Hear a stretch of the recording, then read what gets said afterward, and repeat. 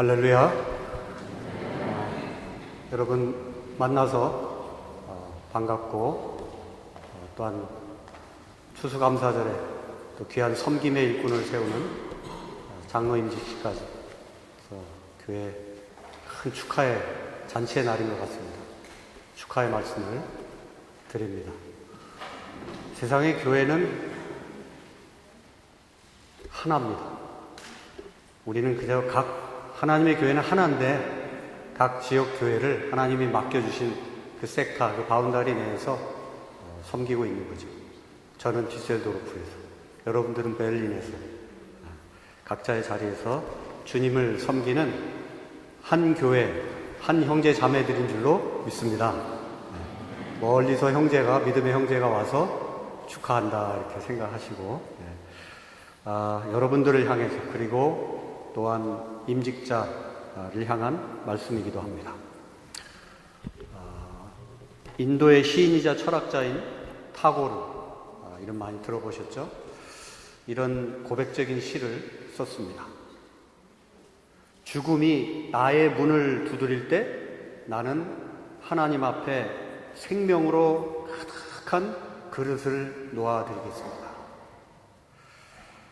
영어 문장으로 보면 I will set before my guest the full vessel of my life 이렇게 되어 있어요. 그러니까 내 생의 모든 생명 넘치는 것을 가득 그릇에 담아서 그 게스트, 하나님이 보내신 나그네, 소위 천사, 그분 앞에 내가 생명을 놓겠습니다. 생명의 그릇을 놓겠습니다 하는 거죠.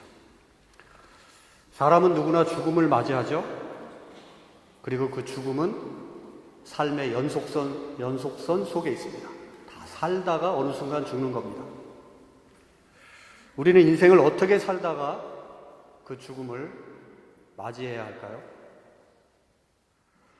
아름답고 풍성한 결실, 타고르의 표현대로라면 온갖 생명으로 가득 찬 그릇, 우리식으로 표현하면 생명으로 가득 찬 생명으로 가득 찬 인생으로 우리가 열매 맺어야겠죠. 오늘 본문은 이를 위한 인생 추수의 원리를 잘 가르쳐 줍니다. 우리 장로님도 기도해 주셨지만 인생 추수의 원리 첫 번째, 심은 대로 거둔다는 것입니다. 7절, 스스로 속이지 말라. 하나님은 업신여김을 받지 아니하시나니 사람이 무엇으로 심든지 어떻게? 그대로 거두리라. 조금 이 말씀을 세밀하게 표현하면 심은 대로 거둔다는 말을 세 가지로 나눠서 생각할 수 있어요. 첫 번째는 심어야만 거둔다는 것이고, 두 번째는 심은 그것을 거둔다는 것이고, 세 번째는 심은 만큼만 거둔다는 것입니다. 첫 번째, 심어야 거둔다 함은 심지 않고 거둘 수 없다는 말씀이죠. 마태복음 25장의 유명한 말씀, 주인으로부터 한 달란트 받았던 일꾼의 변명이 무엇이었습니까? 주인이여, 당신은 굳은 분이십니다. 그래서 심지 않은 데서 거두고 해치지 않은 데서 모으는 줄을 내가 잘 알았기 때문에 두려워해서 내가 그나마 이 한 달란트 잃어버릴까봐 잘 땅속에 묻어두었다가 여기 내놓습니다 하고 내놓잖아요. 칭찬받았나요? 열심히 장사하다 망할 수도 있어요. 그러나 try, versuchen, 시도해봐야 되는 거죠. 장사해서 이윤을 남기는 것이 심는 것, 즉 씨를 뿌리는 것입니다. 그러나 그는 달란트를 땅속에 묻어둠으로써 심지 않은 사람이 된 것이죠. 심지 않았기에 거둘 것이 없게, 즉 가진 것마저 빼앗기게 되었다 하는 말씀입니다. 심은 것을 거둔다. 두 번째, 심은 것을 거둔다 그래요. 심은 바로 그것을 거둔다는 것은 심은 종자대로 거둔다는 말씀이죠. 호박을 심어놓고 수박을 거둘 수는 없어요. 콩을 심어놓고, 그죠? 콩 심은 데 콩 나고 팥 심은 데 팥 나요. 절대 콩을 심어놓고 팥을 거둘 수는 없습니다. 여러분은 오늘 무엇을 심고 계십니까? 자녀들의 마음에 믿음의 가치관을 심고 계신가요? 부모님 되신 분들은? 입으로는 내 자식들, 내 아들, 딸들에게 믿음을 심어준다고 하면서 은근히 돈이 최고, 높은 지위가 최고, 권력이 최고, 그렇게 은근히 세상적 가치관을 자녀들의 마음에 뿌리고 있진 않은가? 결국 오늘 우리가 뿌린 것을 나중에 거두게 된다는 말씀입니다. 8절 말씀, 자기의 육체를 위하여 심는 자는 육체로부터 썩어질 것을 거두고 성령을 위하여 심는 자는 성령으로부터 영생을 거두게 될 것이다. 심은 바로 그것을 거둔다는 겁니다. 그러니까 추수감사절 우리가 더 깊이 생각해야 될 것은 내가 무엇을 심었는가, 그리고 내가 오늘 무엇을 심고 있는가, 그리고 나는 앞으로 무엇을 심고 싶은가, 그게 아주 중요한 거예요. 여러분, 우리가 추수감사절 그러니까 추수를 많이 해가지고 감사한다 이렇게 생각을 자꾸 하는데 사실은 감사함으로 추수할 수 있는 거예요. 오히려 감사 추수절.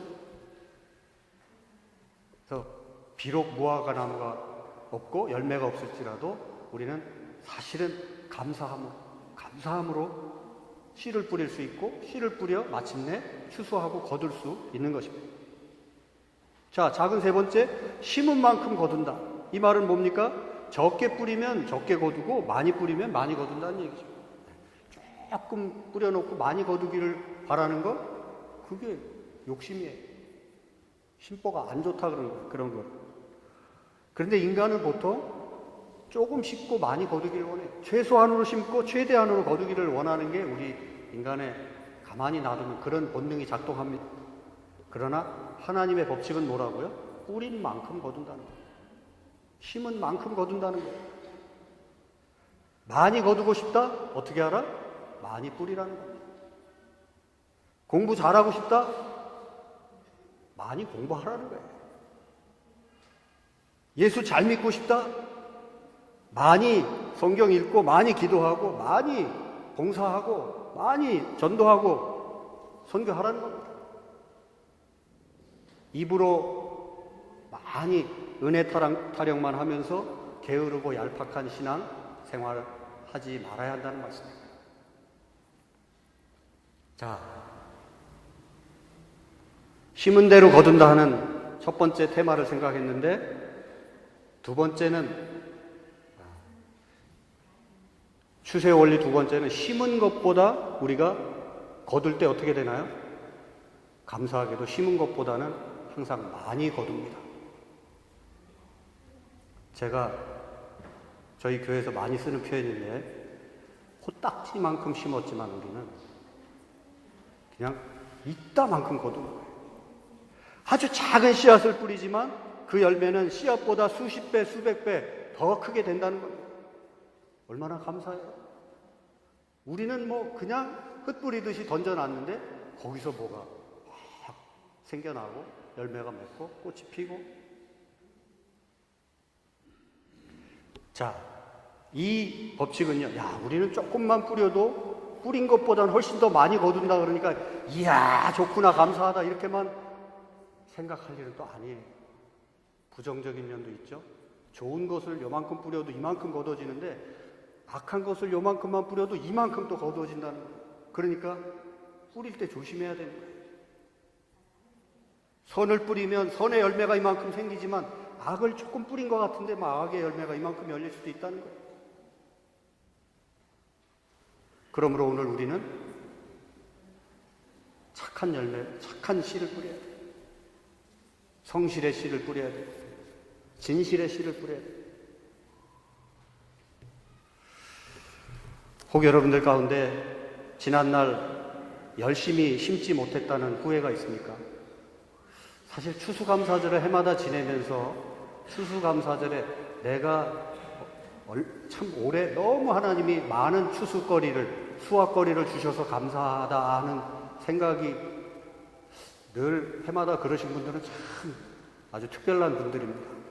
오히려 우리의 생각은 어디에 가 있습니까? 어디에 가야 돼요? 나는 뭘 뿌렸는가? 나는 지금 하나님 앞에 뭘 내놓을 수 있겠는가? 그 생각이 먼저 가는 게 그게 바른 양심적인 인간의 모습일 테고 또 신앙 양심으로 봐도 거기에 먼저 우린 질문이 가게 돼 있어요. 나는 올 한 해 뭘 추수해서 하나님 앞에 이것이 내가 드릴 수 있는 열매입니다라고 드릴 수 있겠는가? 사실 한 해를 돌아보면 부끄러울 때가 많죠.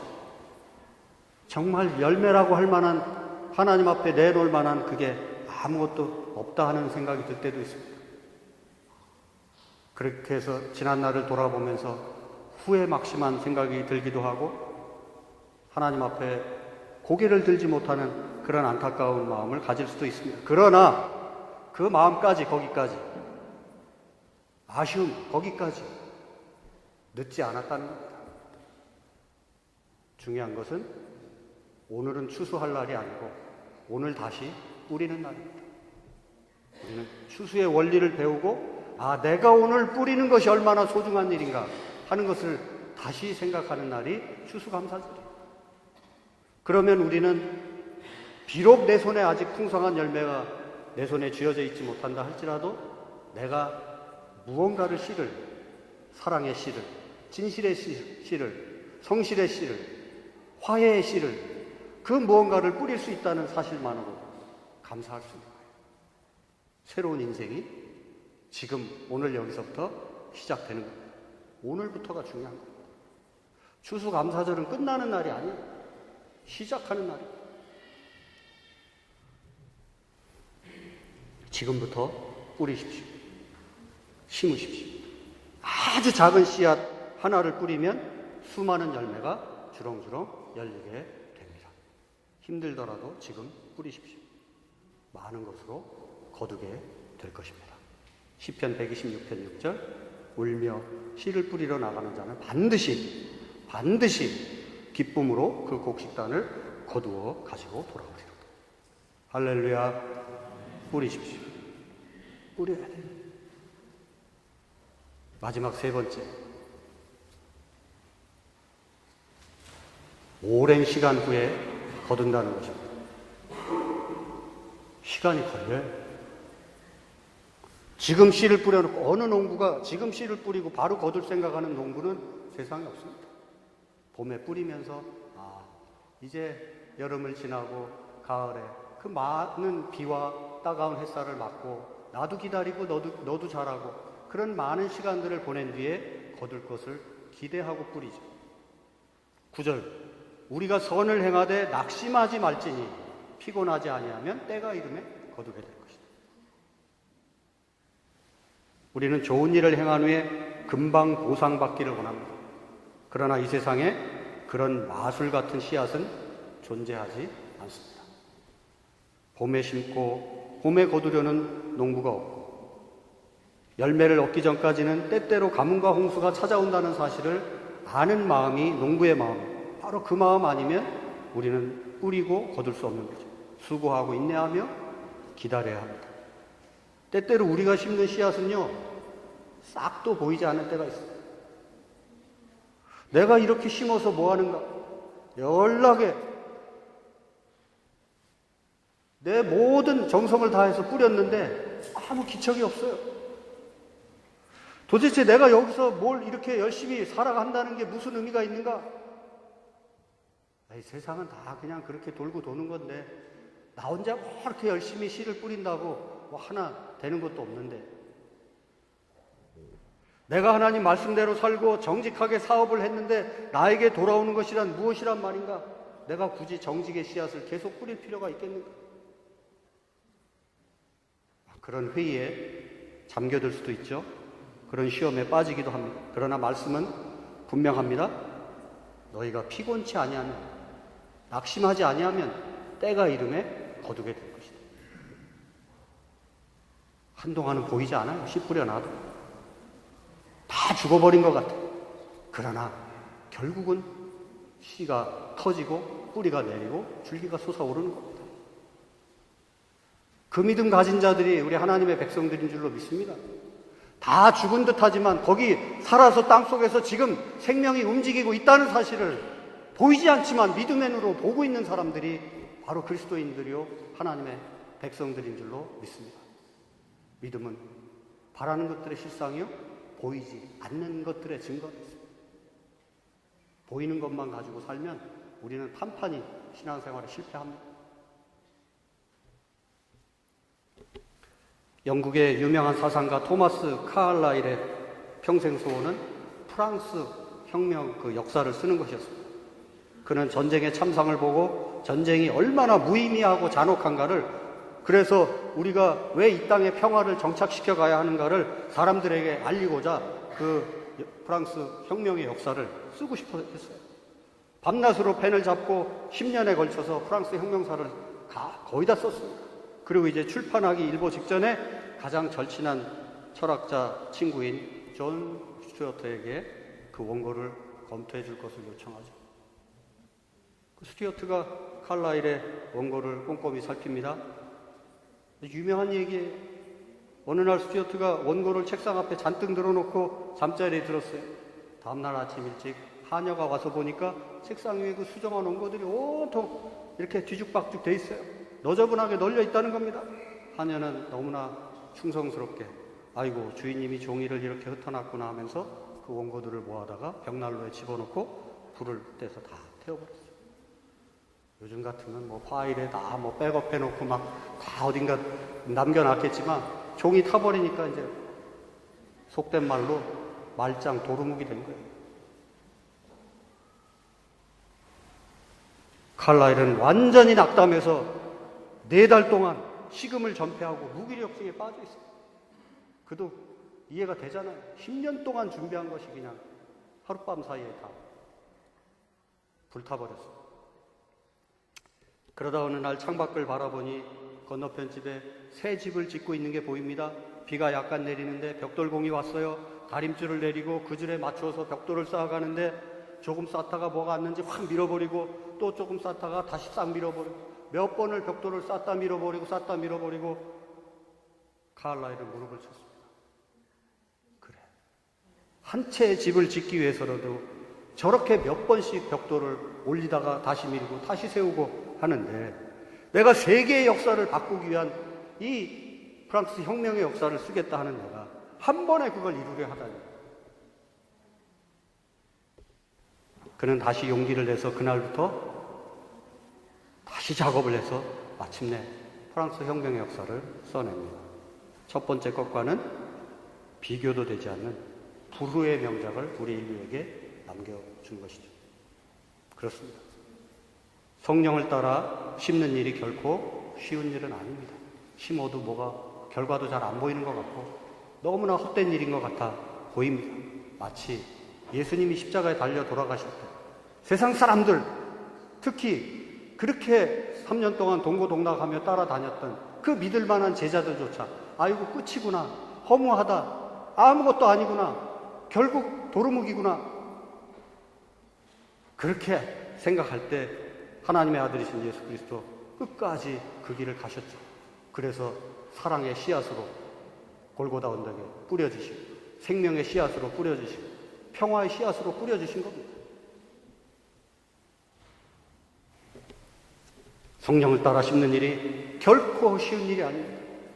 그러나 하나님의 말씀에 의지해서 썩을 것을 위해 심지 않고 성령을 위한 삶을 매일 심어 나가면 언젠가는 반드시 엄청난 열매를 거두게 될 것입니다. 때가 이름에 거두리라. 끝으로 덧붙여 드립니다. 결국 모든 것이 감사입니다.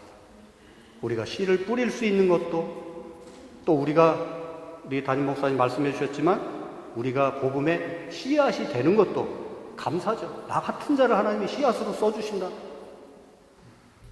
우리가 조금만 뿌려도 풍성히 거둘 수 있다는 사실이 또한 감사. 내가 뭔가 봉사하고 섬길 수 있다는 것이 감사.